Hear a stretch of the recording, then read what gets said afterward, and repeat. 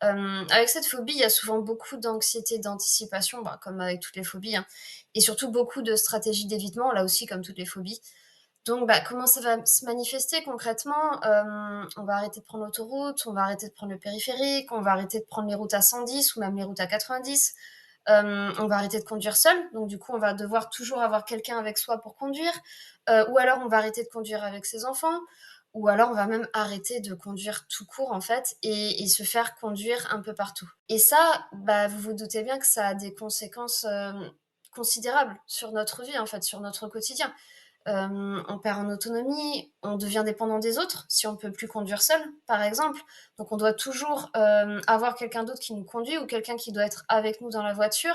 On ne peut pas faire ce qu'on veut, on n'est pas libre en fait. On ne peut pas se dire, bah là, je vais prendre la voiture. Il faut toujours qu'il y ait quelqu'un avec nous.